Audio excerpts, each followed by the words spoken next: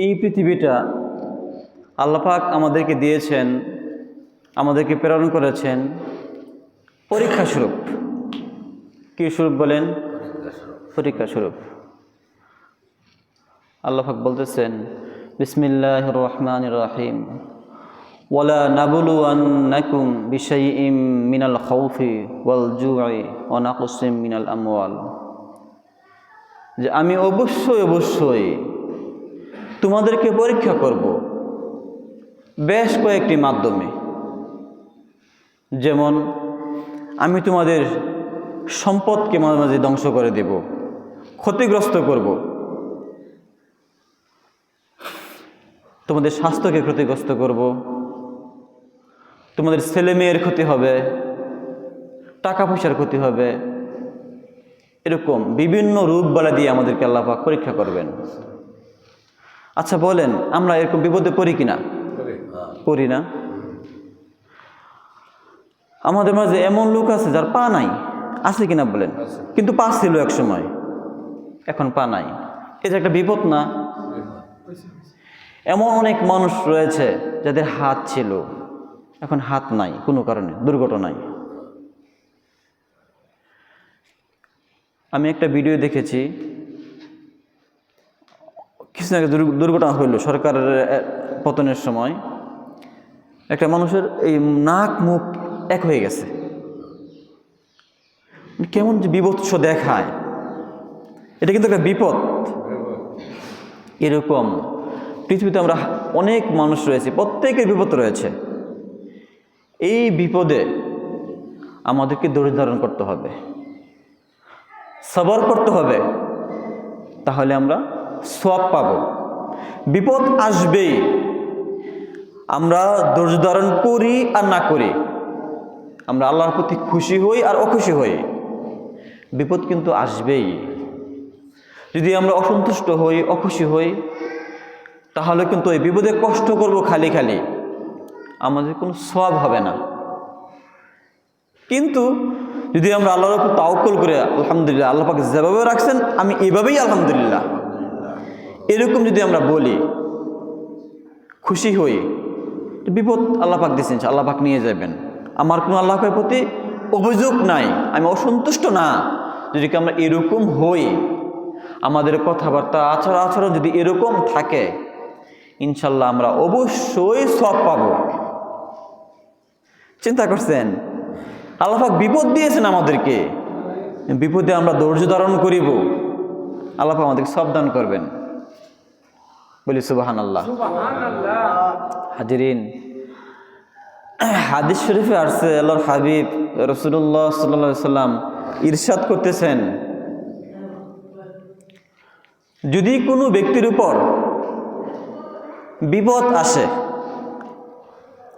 বিপদ কিন্তু অনেক ধরনের হইতে পারে। আগে তো বললাম, ছেলে মেয়ের মারা যেতে পারে, নিজের শরীরে ক্ষতি হইতে পারে, আব্বা মা অসুস্থ হইতে পারে, ধন সম্পদের ক্ষতি হইতে পারে, এরকম লাখো কোটি বিপদ আছে, আছে কিনা বলেন?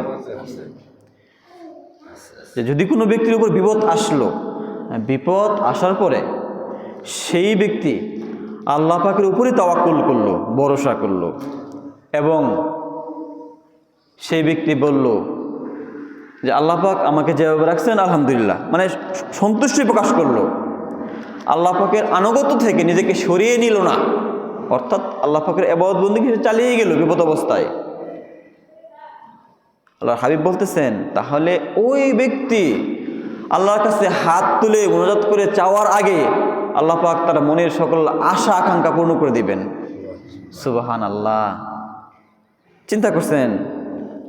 এবং এমন ব্যক্তির উপর বিপদ আসলো যে সেই ব্যক্তি আল্লাহ পাকের উপর তাওয়াক্কুল করলো না, খুশি হইল না, আল্লাহ পাকের ইবাদত চালিয়ে ঠিক মতো গেল না, বরং সে কি করলো, এই বিপদে মহান আল্লাহ পাকের প্রতি ভরসা না করে সে দুনিয়াবি কারো কাছে, কোনো ব্যক্তির কাছে, বস্তুর কাছে সাহায্য প্রার্থনা করলো।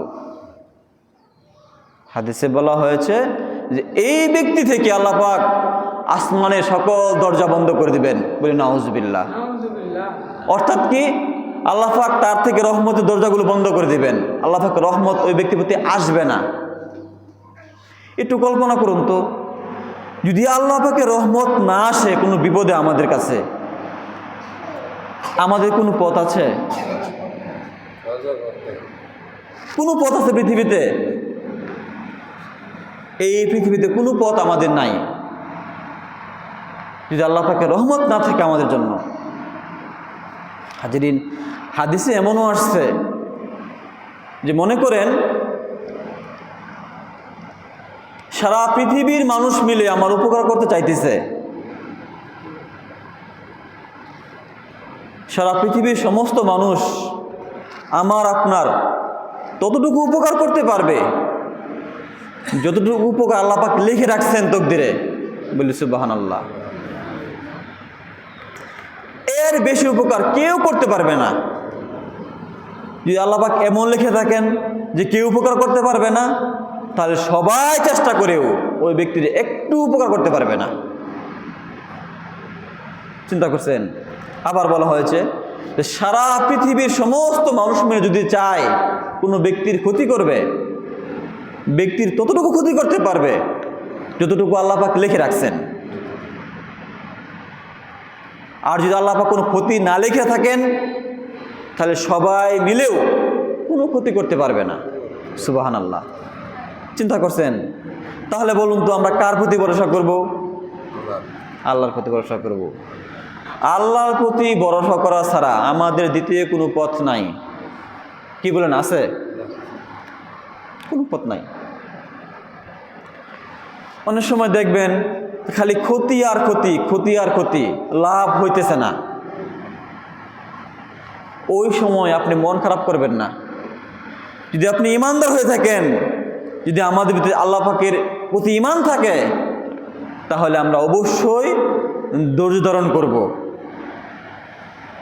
হাদিসে এমন আসছে, দেখেন ক্ষতিটা কেন হয় আমাদের। এই ক্ষতিটা বলার আগে আমি একটা ঘটনা বলি। তাম্বিহুল গাফিলিনে আল্লামা আবুল আইস মরকুন্দি একটি ঘটনা লিখেছেন। ঘটনাটা এরকম যে দুইজন ব্যক্তি, একজন কাফের আর একজন মুমিন, দুই ব্যক্তি গিয়েছে সাগরে মাছ ধরার জন্য। তারা নদীতে নেমেছে মাছ ধরার জন্য। তো যে ব্যক্তি কাফের, সে ব্যক্তি গট অর্থাৎ দেবদেবীর নাম স্মরণ করিয়া মাছ মারা শুরু করেছে। সব আল্লাহ পাকের খেলা। প্রথমেই সে মাছ পাইছে। এরকম সন্ধ্যা পর্যন্ত ওই কাফের ব্যক্তি মাছ পাইতে পাইতে অনেক মাছ পাইছে। যখন সে সন্ধ্যাকালে বাড়ি ফিরছে, তার মাছে ভর্তি, অর্থাৎ সে পরিপূর্ণ আজকে সফল হয়েছে, তার আয় রোজগার আজকে ভালো।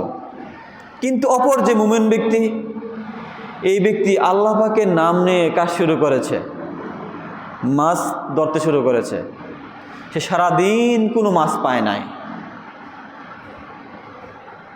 মাছ পাইছে? সারাদিন কোনো মাছ পায় নাই। সন্ধ্যার আগ মুহূর্তে সে একটি মাছ পাইছে, যাও পাইছে, সেটা আবার লাফ দিয়ে পানিতে চলে গেছে। অর্থাৎ বিকাল বেলায় রিক্ত হস্তে খালি হাতে সে ফিরে আসছে।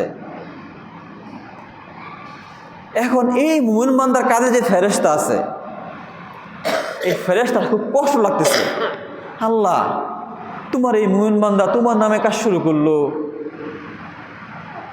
খালি হাতে আবার ফেরত আসতেছে, আমার তো খুব কষ্ট হইতেছে। আল্লাহ, আমার কাছে ভালো লাগতেছে না। আল্লাহ, তার কষ্ট আমার কাছে, মানে আমাকে কষ্ট দিচ্ছে তার কষ্টটা।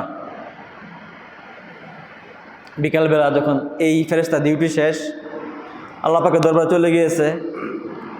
আল্লাহ বলতেছেন, ফেরেশতা তুমি যাও, জাহান্নামে গিয়ে দেখে আসো ওই যে কাফের বান্দা মাছ ধরল, তার জন্য কি শাস্তি লেখা আছে, কি আযাব লেখা আছে। যায়া দেখতেছে তার এত ভয়াল আযাব, বিভৎস আযাব। সে দেখে বলতেছে, আল্লাহ, ওই যে ব্যক্তি সামান্য করে মাছ পাইছে, জাহান্নামের আযাবের তুলনায়, কষ্টের তুলনায় তার এই যে সামান্য একটা সুখ, কয়েকটা মাছ পেল, ওটা কিছুই না। তার শুধু আযাব আর আযাব, শুধু কষ্ট আর কষ্ট। তখন তাকে বলা, তুমি যাও, বেহেশতে গিয়ে আমার ওই মুমিন বান্দা সে কোনো মাছ পাইল না, কিন্তু সে আমার প্রতি খুশি, সে নাকুশ হয় নাই, সে খুশি মনে বাড়ি চলে গেছে বিকেলবেলায়। তুমি জান্নাতে গিয়ে তার জায়গা দেখে আসো। সুবহানাল্লাহ। এই ফেরেশতা জান্নাতে গিয়ে দেখলো যে এই ব্যক্তির, মুমিন ব্যক্তির যে মাছ পাইল না, সারাদিন কষ্ট করলো, তার জন্য শুধু নাজ নিয়ামত আর নিয়ামত। সুবহানাল্লাহ। এমন নিয়ামত যে কোনো মানুষের অন্তরে কল্পনাও করতে পারবে না। সুবহানাল্লাহ। তখন ব্যক্তি বলতেছে, আল্লাহ, এই যে ব্যক্তি করে মাছ পেল না, স্বাভাবিক তার একটু কষ্ট হয়েছে, কিন্তু এই কষ্টের তুলনায় সে নিয়ামত পাইতেছে, এটা হাজারো কোটি গুণ বেশি। সুবহানাল্লাহ। এই জন্য আমাদের চিন্তা করতে হবে, আমরা কিন্তু মুমিন, আমাদের কিন্তু পরকাল আছে, এই দুনিয়া আমাদের শেষ না। কি বলেন? এই দুনিয়া আমাদের শেষ। আল্লাহ পাক কেন পাঠিয়েছেন এখানে? পাঠিয়েছেন বলেন তো কেন? ওমা খালাকতুল জিন্না ওয়াল ইনসা ইল্লা লিয়াবুদুন। যে আমি মানুষ এবং জিনকে প্রেরণ করেছি, সৃষ্টি করেছি একমাত্র আমার ইবাদতবন্দি করার জন্য। ওই যে যার কথা বললাম, কাফের ব্যক্তি মাছ ধরলো, সে কি ইবাদত বুঝে? আল্লাহ পাক তাকে খাওয়াইতেছে, আল্লাহ পাক পান করাইতেছে, আল্লাহ পাক সব কিছুর ব্যবস্থা করতেছে, কিন্তু সে কাজ শুরু করছে কার মাধ্যমে? মূর্তি, দেবদেবীর নামে শুরু করছে। অর্থাৎ সে আল্লাহ পাকে নাশুকরি করলো, আল্লাহ পাক কৃতজ্ঞতা আদায় করলো না। এই জন্য এই দুনিয়ায় যদি আমরা একটু কষ্ট ভোগ করি, যদি আমাদের সামান্য কিছু কষ্ট হয়, হোক, এই কষ্টের মধ্যে সব পাবো। বলেন কি পাবো? সব পাবো। হাজিরিন, হাদিসে এমন রয়েছে যে আল্লাহ পাক কোনো মুমিন বান্দার জন্য অনেক নাজ নিয়ামত রেখেছেন, অনেক মর্যাদা লিখে রাখছেন।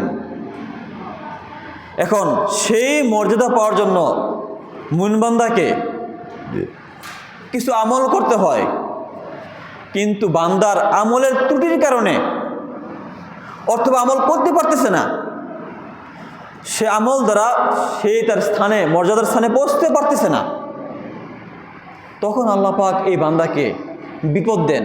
বলেন কি দেন? বিপদ আপদে ফালাই দেন। তখন আল্লাহ পাকে আবার শক্তি দান করেন, সেই বান্দা বিপদ আপদে ধৈর্য ধারণ করে। আল্লাহ, আলহামদুলিল্লাহ, তুমি যেভাবে রাখছো সকল অবস্থা আলহামদুলিল্লাহ। বান্দা এরকম বলে, খুশি হয়, সে আল্লাহ পাকের প্রতি অসন্তুষ্ট হয় না। তখন এই যে বান্দা খুশি হইল, বিপদ দিল আল্লাহ পাক, তখন এই বিপদের মাধ্যমে আল্লাহ পাক তার সেই স্থানে পৌঁছে দেন। বলি সুবহানাল্লাহ। তাহলে বলেন, বিপদ কি আমাদের লাভ না লস? অবশ্যই লাভ, যদি আমরা কি করতে পারি? ধৈর্য ধারণ করতে পারি। চিন্তা করছেন? দুরূদ শরীফ আমরা সাল্লাল্লাহু আলাইহি ওয়াসাল্লাম।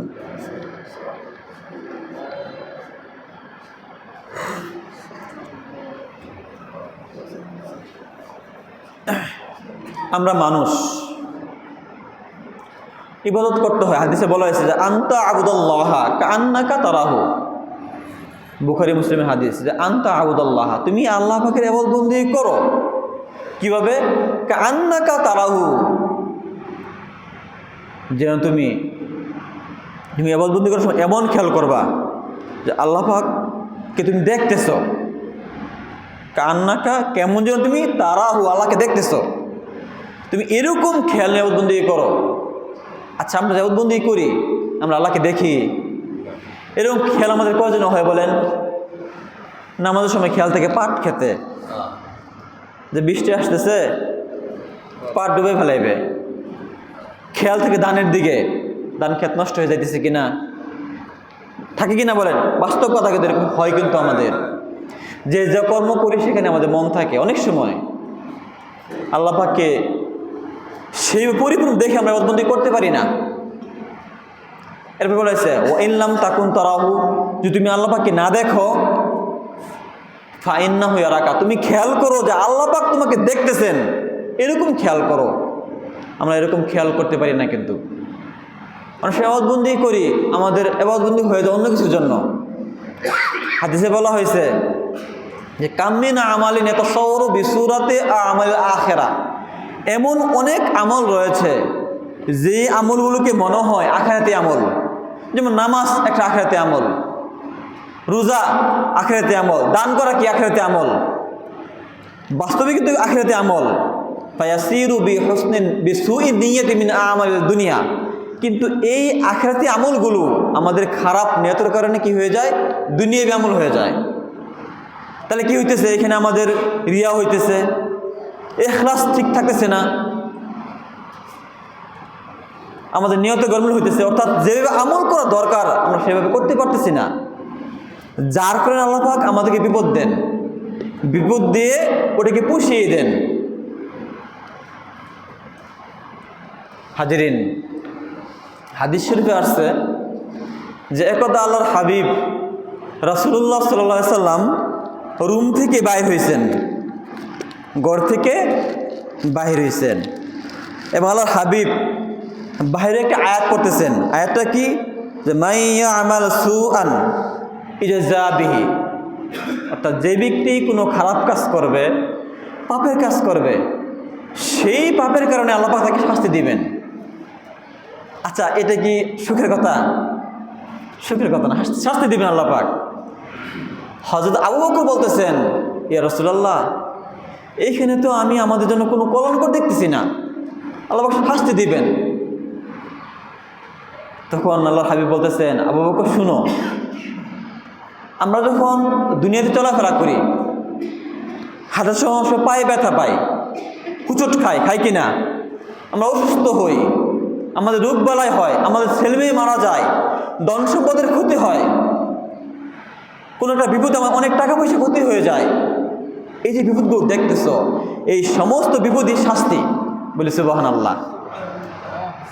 এবং আল্লাহ পাক যেই পাপের কারণে একবার শাস্তি দিবেন, আল্লাহ পাক পুনরায় পরকালে আবার সেই পাপের জন্য শাস্তি দিবেন না। সুবহানাল্লাহ। তাহলে বলেন, এটা নিয়ামত কিনা আমাদের? আমরা হাঁটতেছি, হাঁটার সময় মনে করি আমাদের জুতা ছিঁড়ে গেল, জুতার ফিতা ছিঁড়ে গেল, এটাও বিপদ। এই বিপদের মাধ্যমে আল্লাহ পাক আমাদের গুনাহ মাফ করে দিবেন। সুবহানাল্লাহ। আমাদের মর্যাদা বাড়িয়ে দিবেন যদি আমরা কি করি? ধৈর্য ধারণ করি। আপনি কোথাও যাবেন, সময় খুব কম, টাইম শর্ট, এখন এই মুহূর্তে আপনি মোবাইল খুঁজে পাচ্ছেন না, অনেক খোঁজাখুঁজি করতেছেন, পেরেশানি হইতেছেন, এই যদি আপনি খুঁজতেছেন, আল্লাহ পাক এর মাধ্যমে গুনাহ মাফ করে দিবেন। সুবহানাল্লাহ। চিন্তা করছেন আল্লাহ পাক আমাদের কত ভালোবাসেন? এই জন্য কোনো বিপদে আমাদের মন খারাপ করা যাবে না। সকল বিপদ কার থেকে আসে বলেন? আল্লাহর কাছ থেকে। আমরা অম্লান বদনে হাসি মুখে আমরা বরণ করে নিব, আলহামদুলিল্লাহ, ভালো আছে, আলহামদুলিল্লাহ। অনেক সময় দেখবেন এরকম হয় যে আমরা অসুস্থ হয়ে গিয়েছি, সেই অসুস্থ অবস্থায় আমরা এমন বান করি, মনে হয় যে যা হয়েছে আরো বেশি বান করতেছি আমরা। না, আমরা এমনটা করব না। আমরা অনেকে করি কিন্তু বুঝি না, আমরা না বুঝে এটা করি। মনে করেন সামান্য ব্যথা পাইছে, কিন্তু এমন আমরা অবস্থা করতেছি যে শেষ, আমি নাই, মারা গেছি। তাইলে কিন্তু কি হইল? আমি আল্লাহর প্রতি যে সন্তুষ্ট, এটা প্রকাশ পেল না, আমি অখুশি, এরকম বোঝা যাচ্ছে। তাহলে কিন্তু সব পাবো না। আমরা কি বুঝতে পারছি ইনশাল্লাহ? হাজিরিন, এগুলো আমরা খেয়াল করবো ইনশাল্লাহ। হাদিসে এমনও আসছে যে কোনো ব্যক্তি অসুস্থ হয়ে গেল, অসুস্থ হওয়ার পরে সে একটি রাত অতিবাহিত করলো, তার অনেক কষ্ট হয়েছে, কিন্তু এই পুরো রাতের ভিতরে সে আল্লাহ পাকের প্রতি অখুশি হয় নাই, খুশি, আল্লাহ পাকের প্রতি খুশি হয়ে সে রাত অতিবাহিত করলো। সকালবেলা এই ব্যক্তির অবস্থা এমন হবে, আল্লাহ পাক তার সকল গুনাহ মাফ করে দিবেন। সুবহানাল্লাহ। কেমন যেন সে মাত্র জন্মগ্রহণ করেছে, নতুন সন্তানের মতো। চিন্তা করছেন কত বড় সব আমাদের জন্য? যে বিপদ হইলে আমরা ঘাবড়াবো না, বিপদ আল্লাহ পাক দিবেন, আল্লাহ পাক আমাদের সেখান থেকে বাঁচিয়ে রাখবেন।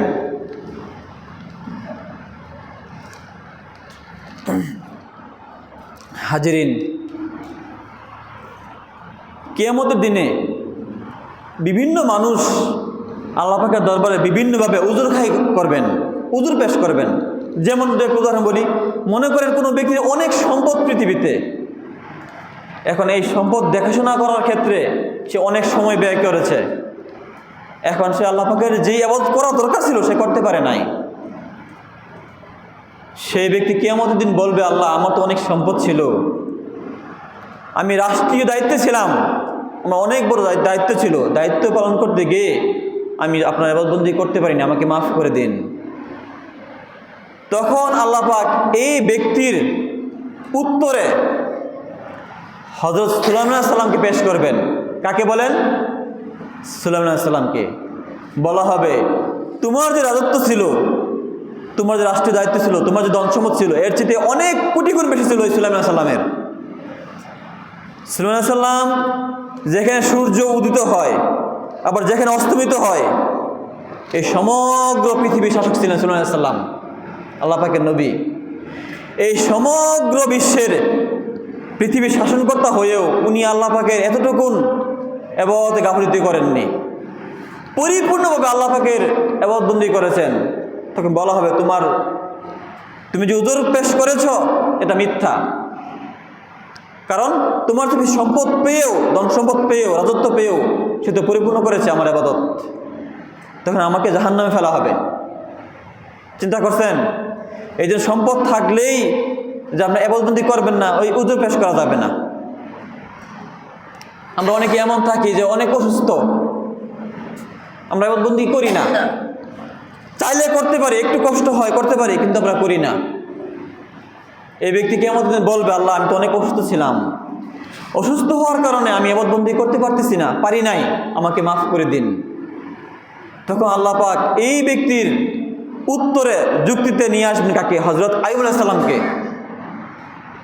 আইয়ুব আলাইহিস সালাম এমন এক নবী ছিলেন যে তার সমস্ত শরীরে পোকা হয়ে গিয়েছিল, অনেক কষ্ট করেছেন, উনার মতো কষ্ট পৃথিবীতে কেউ করেননি। তখন আমাদের সামান্য অসুস্থতা, একটু জ্বর, একটু কাশি, একটু সামান্য সমস্যা, এটা কিন্তু সেখানে গ্রহণযোগ্য হবে না। অতএব ওই দিন যে আমরা বলবো যে আমি অসুস্থ ছিলাম, আমাকে মাফ করে দিন, এটা আল্লাহ পাক গ্রহণ করবেন না, এটা আমাদের খেয়াল রাখতে হবে।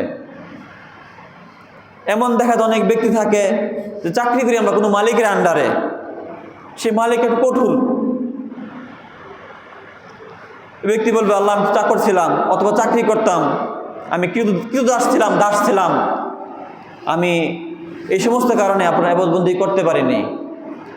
তখন এই সকল ব্যক্তির যুক্তির বিপরীতে আল্লাহ পাক দাঁড় করাবেন হযরত ইউসুফ আলাইহিস সালামকে। বলা হবে, তুমি কেমন দায়িত্ব ছিল তোমার?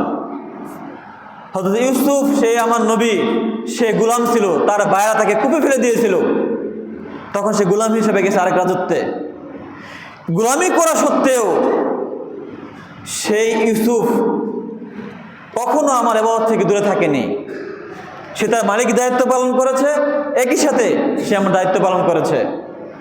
অতএব আমরা সামান্য চাকরি বাকরি করি, কোনো কোম্পানিতে চাকরি করি, আমরা যদি এরকম বলবো যে আমার মালিক সুযোগ দেয় না, সেই সুযোগ কিন্তু নাই কিয়ামতের দিন। চাইলে কিন্তু আমরা করতে পারি, একটু হিকমত খাটালে আমরা করতে পারি, কিন্তু আমরা করি না। হাজিরিন, এটা আমাদের খেয়াল করতে হবে। এই জন্য কিয়ামতের দিন কোনো উযর খাই করবেন এরকম সুযোগ কিন্তু আমাদের নাই। রোগ বলা নেয়ামত আমাদের, এটা কি বলেন? আমাদের নেয়ামত। হাজিরিন, হাদিসে এমন আসছে তো অনেক সময় দেখবেন যে এই শীতকাল আসতেছে, মনে করেন আমাদের পায়ে জুতা নাই, শীতকালে কি হয় যে জুতা ছাড়া হাঁটতে কষ্ট হয় কিনা বলেন? বা আছে চিরা জুতা, কিন্তু যখন আপনি খেয়াল করবেন যে আমার তো জুতা নাই, পা আছে, কিন্তু এমনও ব্যক্তি পৃথিবীতে রয়েছে যাদের পাও নাই, আছে কিনা বলেন?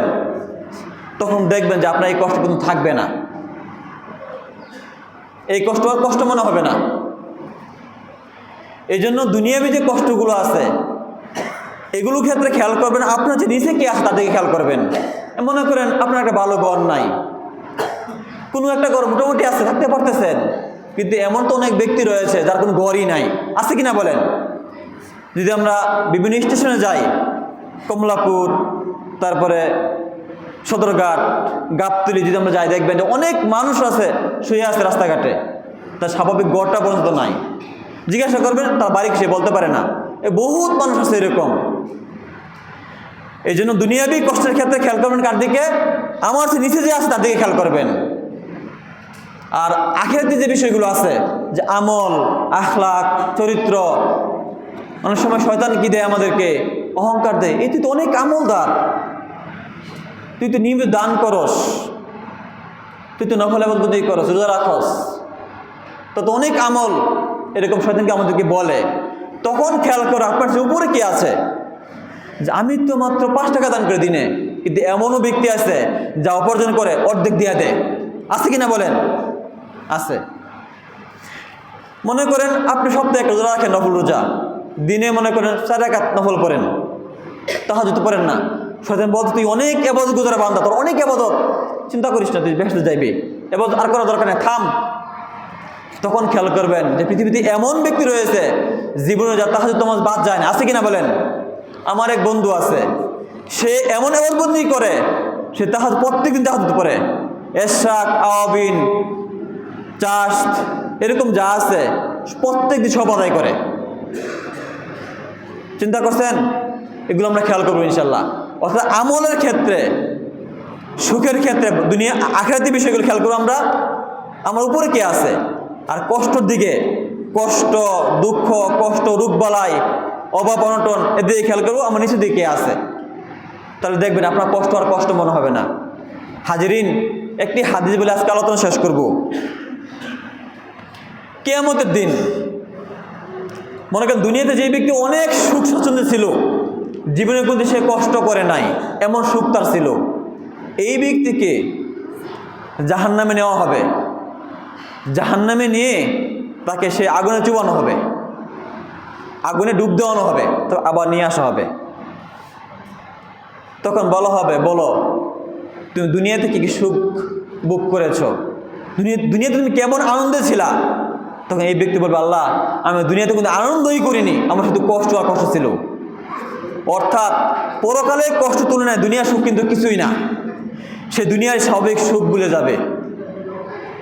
এবং মনে করে কোনো ব্যক্তি দুনিয়াতে শুধু কষ্ট আর কষ্ট করেছে, সুখ বলতে তার কিছুই ছিল না, ওই ব্যক্তিকে বেহেশতে নেওয়া হবে। নাজ নিয়ামত দেখানোর পরে তাকে বাহির করা হবে, বলা হবে, বলো দুনিয়াতে তুমি কেমন কষ্ট ভোগ করেছ? ওই ব্যক্তি বলবে, আল্লাহ দুনিয়াতে আমি কোনো কষ্টই করিনি, আমার কোনো কষ্টই ছিল না। কেন? ওই নাজ নিয়ামত দেখে সে ভুলে যাবে। যদি আমরা বেহেশতের দিকে তাকাই, তাহলে দুনিয়ার এই কষ্ট কিন্তু আমাদের কিছুই না। মনে করেন বেহেশতের সুখের তুলনায় দুনিয়ার কষ্টটা মনে করেন সাগরের পানিতে আমি আমার নখ ভিজাইলাম, আবার নিয়ে আসলাম, কতটুকু পানি বললো? অনেক পানি লাগলো? সামান্য পানি লাগলো। এরকম সুখ স্বাচ্ছন্দ্য পরকালে আমাদের, সুখ আর সুখ, সেরকম কষ্ট নাই। এই জন্য আমরা আমাদের পরকালের দিকে খেয়াল করে দুনিয়ার কষ্টকে আমরা বরণ করে নেবো ইনশাল্লাহ। দুনিয়ার কষ্ট আমাদের কিছুই না। আল্লাহ পাক আমাদেরকে তৌফিক দান করুন, সবাই বলি আমিন। আমরা দাঁড়িয়ে যাই, দাঁড়িয়ে 4 রাকাত সুন্নত নামাজ পড়ে নেই।